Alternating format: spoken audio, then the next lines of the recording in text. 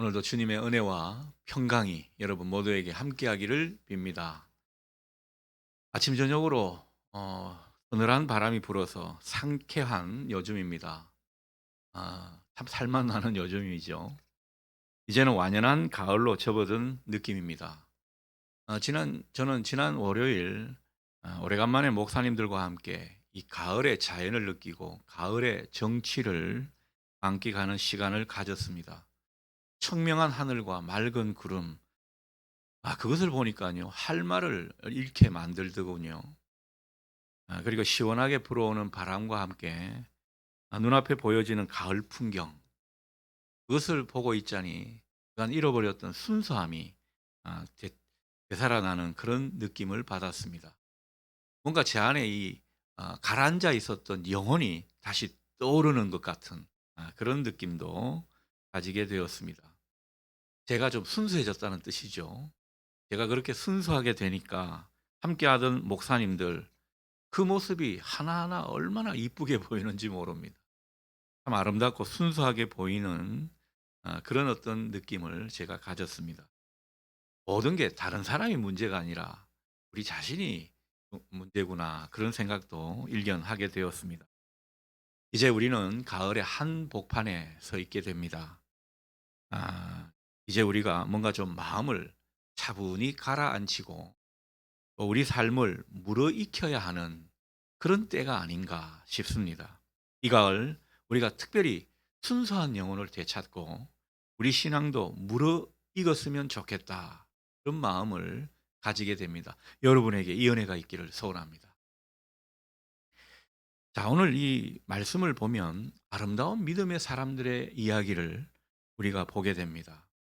그 장면들, 그 모습들을 우리가 확인하게 되는데요. 자, 먼저는 믿음의 조상 아브라함의 노년의 모습을 우리가 보게 됩니다. 여러분, 아브라함이 노년에 아주 순적한 삶을 살았다고 성경이 전해주죠. 1절을 보십시오. 나이가 많아 늙은 아브라함이었는데 어떻습니까?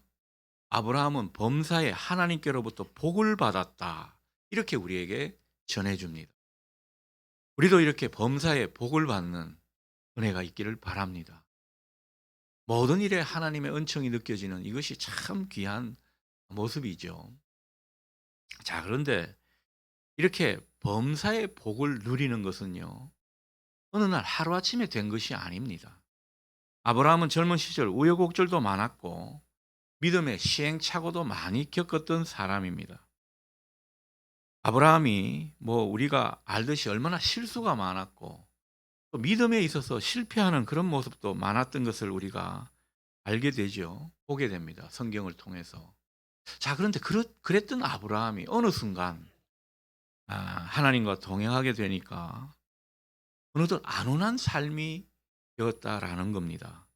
간절한 소원을 가지고 기도하다가 어느 순간 딱 이렇게 된 그런 것이 아니라 이런저런 일을 겪으면서 하나님과 점점 친밀한 관계가 되어가고 그 친밀한 관계 속에서 자기도 모르게 범사의 복을 받는 그런 사람이 된 것입니다. 그러니 우리 인생을 좀 길게 보고 신앙을 하면 좋겠습니다. 어떤 분들 보면 신앙을 너무 이 단기간으로 뭘 설정해 가지고 하나님과 쇼부를 보려고 하는 그런 모습이 있는데, 그런 모습보다는 좀 길게 보고 그 가운데 하나님과 함께 하면서 하나님이 우리를 이끌어 가시도록 그렇게 하는 우리가 되면 좋겠습니다. 우리는 자꾸 우리가 어떤 목표를 설정해 놓고 하나님을 자꾸 끌어당기면서 이것 도와주십시오, 저것 해 주십시오, 그런 식으로 하나님께 매달리는 경우가 많은데, 너무 이 단기적으로 하나님과 뭔가 승부를 보고자 하는 그런 모습보다는 인생을 길게 보면서 마음이 급하면 좀 이 급한 마음을 좀 내려놓고 하나님께 내맡길 수 있는 그런 여러분이 될 수 있기를 바랍니다. 어떤 분들은요, 그냥 마음이 급해 가지고 하나님께 기도 제목을 쫙 이렇게 늘어 놓고 이것 해 주시고 저것 해 주시고 하나님 이런 복 주시고 저런 복 주십시오 떼를 쓰다가 결국은 좀 아니다 싶으니까 획 돌아서 버리는 그런 모습이 있는데, 이제는 그런 모습에서 좀 벗어날 필요가 있지 않을까 그런 생각을 해 보게 됩니다. 여러분 우리가 뭘 하나를 했으면은 뭐 새벽기도도 그렇고 어떤 것을 했으면은 뭐 통독이든지 뭐 큐티를 하든지 이걸 좀 6 개월이나 1 년이나 쭉 한다고 생각하고 그렇게 하나님과 그 속에서 좀 사귐을 가져가는 이런 모습이 있으면 좋겠는데 그걸 금방 뭐 써먹으려고 그러고 그걸 통해서 하나님께 뭔가를 얻어내려고 그러고 좀 아니다 싶으니까 돌아서 버리는 그런 어떤 얄팍한 모습은 우리가 좀 지양해야 하지 않을까 그런 생각을 해 보게 됩니다. 아무쪼록 하나님을 길게 보시고 그분과 깊이 사귀어 가는 여러분 될 수 있기를 축복합니다. 사실 아브라함은요. 하나님과 별로 친하지 않을 때는 오로지 믿음 하나만 있었습니다. 믿음 하나는 기똥찼습니다. 하나님께서 그것을 인정할 정도니까요. 자 그런데 믿음은 좋았는데 하나님의 뜻을 잘 몰랐고요. 하나님이 뭘 기뻐하시는지 하나님이 뭘 싫어하시는지 그런 것을 잘 몰랐더랬습니다. 그저 하나님은 나에게 복 주시는 하나님으로만 믿었다라는 거죠. 또 하나님을 믿기는 했지만은 여전히 내 계획이 많았습니다. 내 판단이 많았습니다. 그래서 섣부른 판단이 많았고 잘못된 결정이 그간 많이 있었다라는 거죠. 그러다 보니까 하나님께서 그 인생을 좀 험한 인생길 이렇게 돌리는 듯한 그런 모습도 있었고요. 그간의 실패와 좌절도 많이 겪기도 했다라는 것입니다. 자, 그랬던 아브라함이 어느덧 하나님을 많이 알아가고 그분과 깊이 사귀는 인생이 되고 그 가운데 하나님에 대한 체험을 많이 하게 되니까 어떻습니까? 그 인생이 스무드해졌습니다. 평탄해졌다라는 거예요. 복을 부르는 사람이 되어 갔다라는 겁니다. 얼마나 귀한 모습입니다. 하나님과 깊은 교제를 나누고 또 하나님을 늘 경험하는 사람은 특징이 있습니다. 어떤 특징입니까? 인생 자체가 별 계획이 없습니다. 저도 이 목회하면서 이런 걸 많이 깨달아요. 뭔 계획을 세우고 이렇게 하면 되겠지 저렇게 하면 되겠지 하는데 사실은요. 그 계획 자체가 별로 필요가 없다라는 것도 많이 느낍니다. 이것도 저것도 하나님이 다 인도하셔야 되는 것을 알기 때문에 내 계획이 점점 사라지는 것입니다. 그저 하나님이 인도해 주시는 대로 그저 말씀 주시는 대로 내가 나아가겠습니다. 이런 마음이 많이 자리 잡게 된다는 거죠. 하지만 예수 믿은 지 오래돼도 여전히 내 고집이 강하고 내 계획이 많고 또 내 어떤 스스로 뭔가를 해 보려고 하는 사람은 그 가운데 여러 실패를 겪게 됩니다. 상처도 많이 받게 되죠. 이 믿음을 가진 사람으로서의 기쁨이 많이 사라집니다. 즐거이 하나님 나라를 향유하는 이런 모습이 없게 되는 것입니다. 그게 안타까운 거죠. 여러분 인생은 내 욕심대로 내 생각대로 되는 것이 아님을 이제는 우리가 잘 알지 않습니까? 하나님이 인도하시는 대로 따라가는 그런 인생, 그게 오히려 지혜로운 인생임을 우리 모두 깨달을 수 있기를 바랍니다. 하나님은 좀 바보같이 믿는 게 좋을 것 같아요. 우리의 똑똑함은 세상 가운데 우리에게 맡겨주신 일을 할 때 똑똑하게 명민하게 그렇게 감당하면 좋고요. 하나님 앞에서는 좀 바보같이 내가 뭐 아는 게 있습니까? 뭐 내 뜻이 뭐 필요하겠습니까? 하나님 저에게 뜻을 가르쳐 주시고 하나님의 마음을 알려주셔서 하나님의 뜻대로 제가 따라갈 수 있도록 인도해 주십시오. 그런 어떤 마음가짐 이 가을 우리가 특별히 가져야 할 모습이 아닐까 싶습니다. 얼마나 복된 모습인지 모릅니다. 그래서 우리는 그저 하나님만 믿고 하루하루 성실하게 살고 그 가운데 내가 하나님의 뜻을 이루는 도구, 통로가 되어야겠다. 이 일에만 힘쓰면 되는 것입니다. 그게 우리가 할 노릇입니다. 하나님이 하실 일은 하나님이 하시도록 내어드리고 말이죠. 여러분 이렇게 역할 분담이 제대로 되게 되면 여러분 그 가운데 하나님은 이런저런 복을 주시면서 우리를 범사에 복 있는 사람으로 삼아가 주실 줄 믿습니다. 오늘 이 믿음이 여러분에게 있기를 바랍니다. 자, 오늘 두 번째 우리가 살펴볼 모습은요. 아름다운 믿음의 사람 아브라함이 며느리를 구하기 위해 종을 보내는 모습입니다. 자, 오늘 이 아브라함과 종이 함께 등장하게 되죠. 이분들이 나누는 대사가 아주 우리에게 은혜로운 장면이 되겠습니다. 자, 아브라함이 자기의 모든 소유를 맡아 관리하는 엘리에셀이라는 종을 부릅니다. 오늘 본문에는 엘리에셀이라는 말이 그런 이름이 등장하지는 않지만 창세기 15장에는 그런 이름이 나오게 됩니다. 자, 이 엘리에셀은요, 예전에 하나님께서 아브라함에게 아들을 주시지 않을 때 아브라함이 자기 상속자로 삼고자 했던 사람입니다.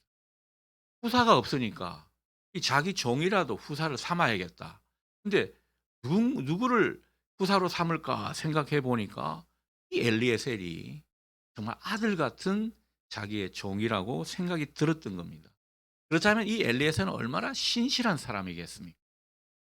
아브라함이 가장 신이 많은 사람이라고 볼 수 있겠습니다. 자, 그런 엘리에셀에게 아브라함이 말합니다. 2절이죠.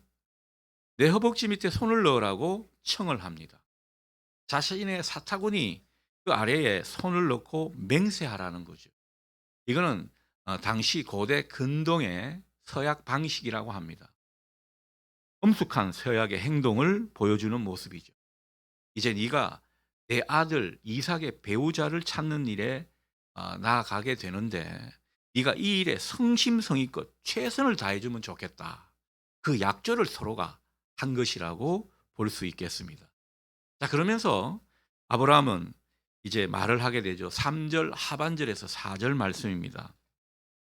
이삭의 배우자는 가나안 족속의 딸이 아닌 자기 고향 족속의 사람들 가운데서 찾고 싶다. 그 사람들 가운데서 물색해달라. 이런 뜻을 전하게 됩니다.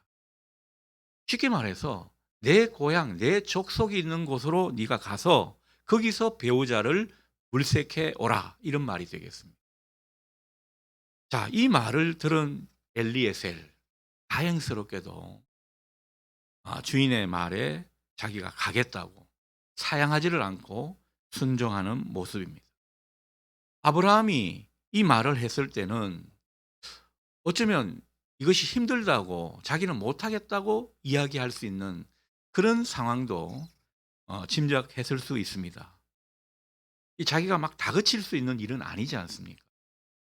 자, 이 고향으로 가는 길이 웬만큼 먼 곳이 아니기 때문에 그런 상황을 우리가 짐작해 볼 수 있습니다.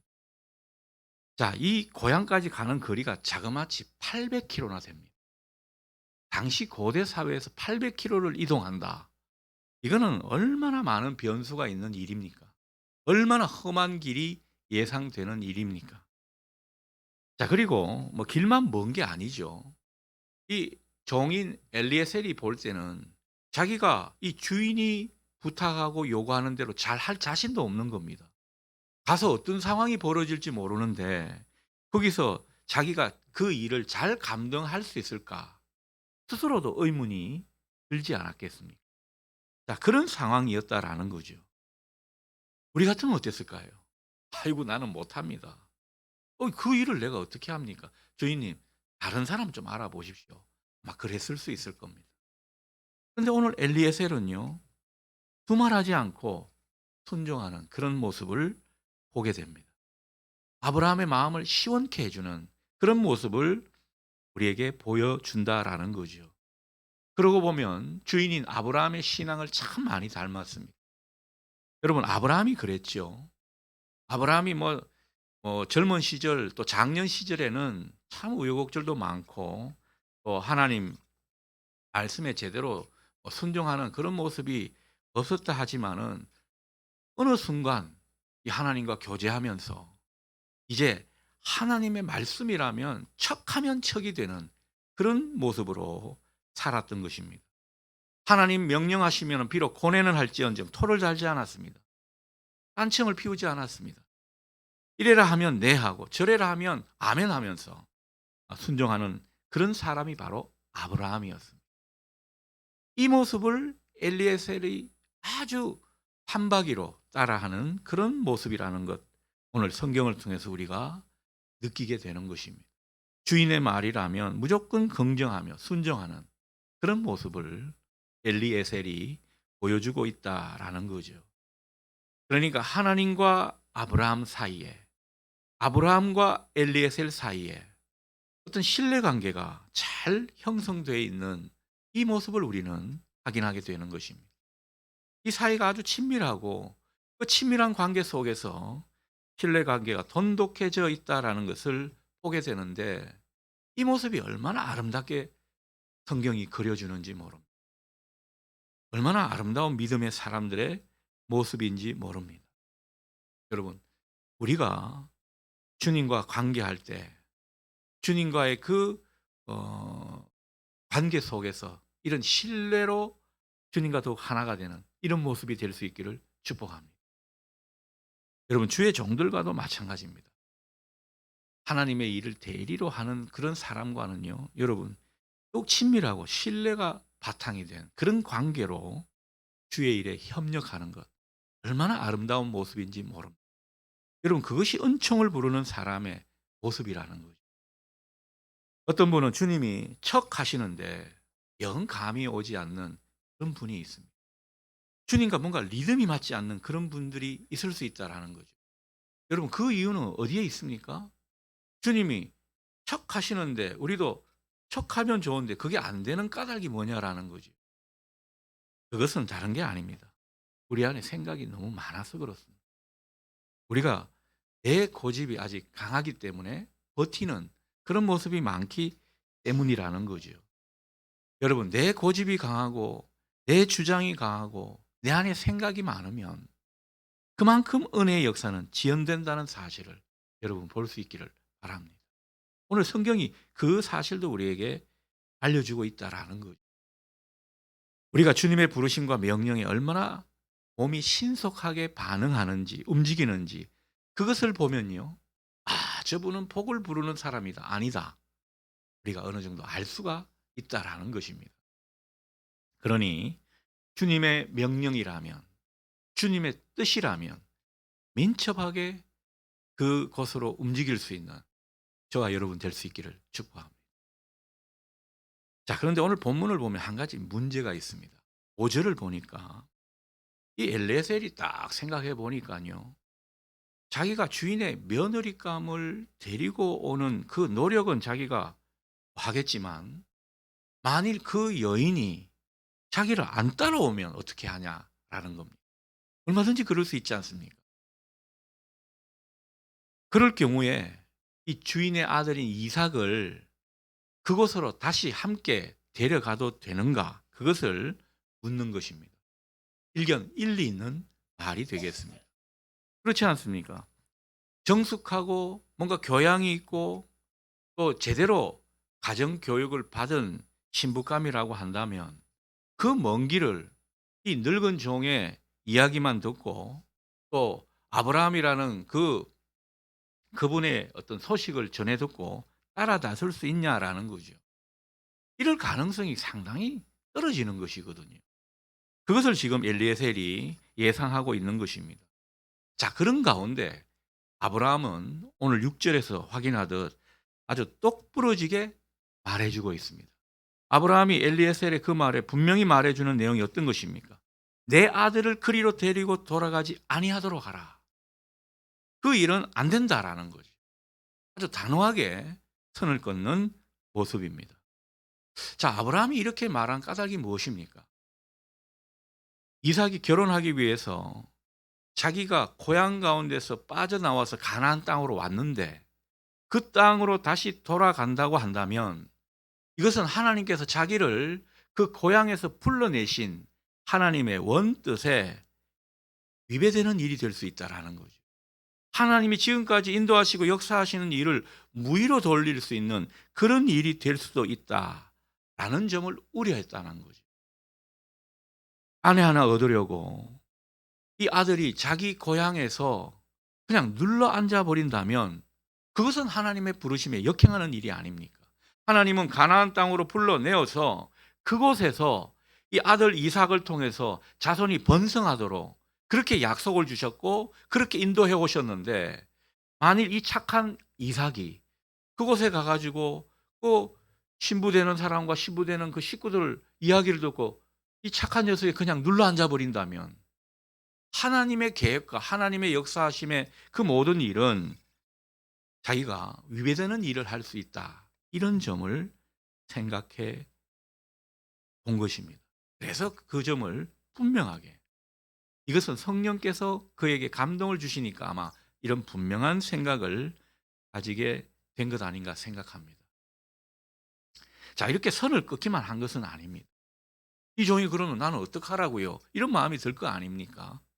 자, 그래서 이내 종을 안심시키고자 말을 건넵니다. 아브라함은 이렇게 종을 보내면서 이렇게 말하죠. 이제 이삭의 신부감을 데리고 오는 그 일은 전적으로 너의 일이 아니다. 너에게 달린 것이 아니다. 너무 걱정하지 말아라. 그 점을 이야기해 줍니다. 하나님께서 모든 것을 예비하시고 인도해 주실 것이라는 그 말을 그에게 분명히 전해주고 있습니다. 오늘 7절 하반절 말씀이죠. 하나님께서 그 사자를 너보다 앞서 보낼 것이다.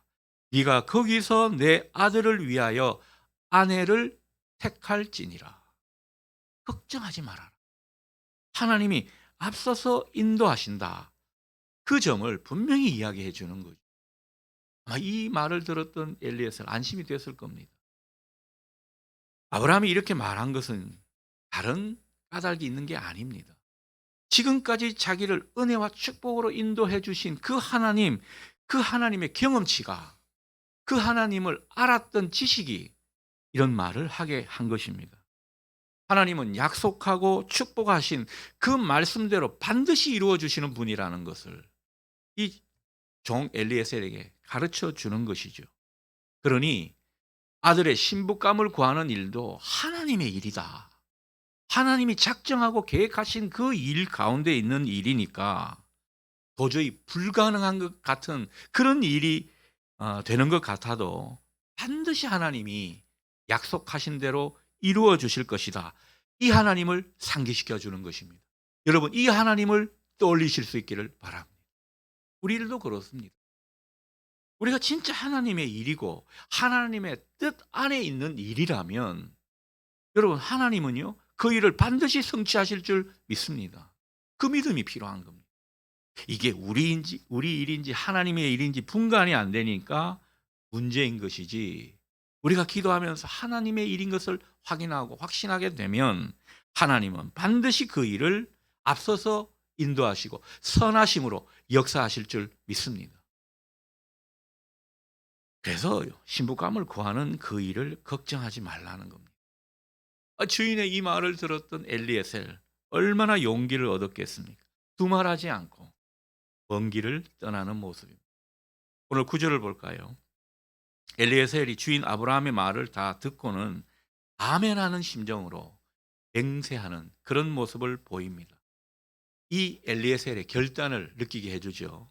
아니나 다를까 그 이후의 말씀은 아주 지체 없이 떠난 것을 우리에게 확인시켜 줍니다. 그만큼 엘리에셀도 아브라함의 그 말을 듣고 하나님을 다시 한번 신뢰하게 된 것입니다. 아브라함과 함께 하신 하나님, 자기와도 분명히 함께 하실 것을 믿은 그 모습을 우리에게 보여주고 있는 것이죠. 저는 이 모습을 보면서요, 야, 아브라함이 정말 좋은 그 믿음의 모습을 보여주고 있구나, 이런 어떤 감탄을 갖게 됩니다. 여러분, 우리의 믿음도 우리 자녀들에게, 우리 주위 사람들에게 뭔가 하나님을 보여주는 그런 믿음의 모습이 되면 좋겠다, 그런 생각이 드는 것이죠. 여러분, 이 좋은 모범을, 믿음의 모범을 보여주는 것, 우리에게 중요한 사명이라 생각합니다. 이게 자녀들이든지 아니면 함께 일하는 사람들이든지, 여러분, 우리의 믿음이 그분들에게 좋은 믿음의 영향력이 되고 함께 하나님을 볼 수 있고 함께 하나님을 신뢰할 수 있다면 그것이 바로 하나님 나라죠. 하나님의 나라가 열리는 모습이 될 것입니다. 자, 그런데 이 엘리에셀도 그래요. 어떻게 이렇게 단번에 하나님을 믿을 수 있는가? 그것도 아브라함의 말만 듣고 말이죠. 자기의 경험이 아니잖아요. 자기가 뭔가 계시를 받은 게 아니거든요. 엘리에셀도 그런 점에서 참 대단합니다. 그럼 엘리에셀은 어떻게 이렇게 되었을까? 이것도 하루아침에 된 게 아닙니다. 그만큼 믿음의 그릇으로 준비되는 그런 세월이 있었기 때문에 이런 모습이 아닐까 생각하는 거지. 여러분, 우리가 사는 세상은요, 참으로 복잡하고 어려운 일들이 많이 놓여 있습니다. 우리에게는 불확실한 미래가 펼쳐져 있다고 해도 과언이 아닙니다. 우리 주위에는 위험한 일들도 참 많습니다. 우리 한국은 좀 외국 사람들 눈에 볼 때는 안전지대라고 생각되는데, 우리도 보면은 정말 별의별 사건이 다 일어나지 않습니까? 우리는 우리의 상황을 함부로 낙관할 수가 없습니다. 우리 앞에 어떤 길이 펼쳐질지 우리는 도무지 알 길이 없습니다. 그래서 불안하고 불안전한 세상 가운데 그만큼 어려운 세상을 우리는 살고 있는지도 모릅니다. 그런데 그렇게 어려운 세상을 우리는 또 연약하기 이를 데 없는 그런 모습으로 살아가고 있는지도 모릅니다. 그러나 여러분, 이 불확실성 속에서도 우리가 확신할 수 있는 게 있습니다. 이 모든 일에 우리가 믿는 하나님은요, 늘 함께 하신다라는 거죠. 아브라함이 오늘 엘리에셀에게 강조한 것도 바로 그것입니다. 우리에게 약속하신 하나님, 우리를 구원하신 하나님, 지금까지 은혜를 베푸신 하나님은 지금부터 앞으로도 앞서서 우리를 인도하시고 선하심으로 우리를 붙들어 주신다는 그 사실을 오늘 우리에게 말해주고 있는 것입니다. 오늘 우리에게 이 믿음이 있기를 소원합니다. 이 믿음이 굳건해지기를 축복합니다.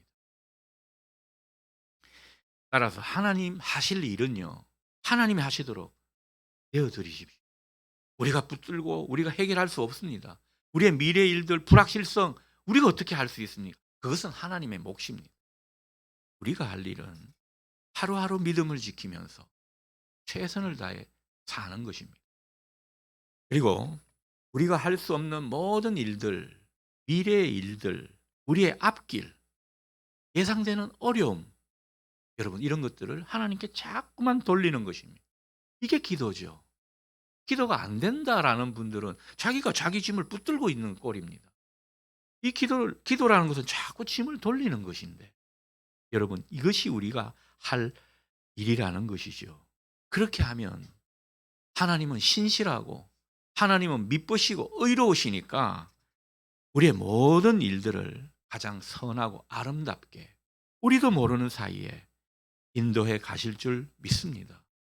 그 하나님을 전적으로 의지하는 그분의 일을 선하심으로 바라보는 우리가 될 수 있기를 축복합니다. 그 눈이 필요한 것입니다. 우리가 그 믿음의 눈으로 하나님을 바라보고 의지하게 되면 하나님은요, 항상 오늘 성경의 표현처럼 앞서서 사자를 보내주십니다. 사자를 보내주신다는 것은 앞서서 일을 하신다라는 겁니다. 우리의 일에 앞서서 우리를 인도해 주시는 그 하나님을 보라는 거죠. 여러분, 이 가운데 우리에게 당부하는 것이 있습니다. 절대 하나님보다 앞서지 말라. 이것을 당부하고 계십니다. 우리가 하나님보다 앞설 때 일을 그르치는 경우가 많았지 않습니까? 제가 여러분들을 보면서 그런 것들을 많이 느끼게 됩니다. 우리는 기도보다 앞서면 안 되고요. 하나님보다 앞서면 안 되고요. 또 한 가지, 하나님의 뜻과 하나님의 명령이라면 고집 부리지 마십시오. 의외로 우리가 고집이 세요. 저나 여러분이나 고집이 셉니다.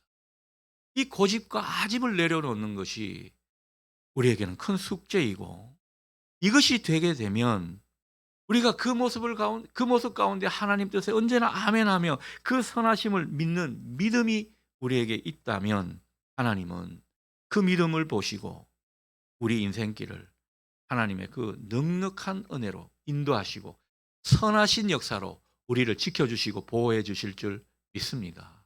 오늘 이 은혜와 믿음이 여러분에게 함께하기를 소원합니다.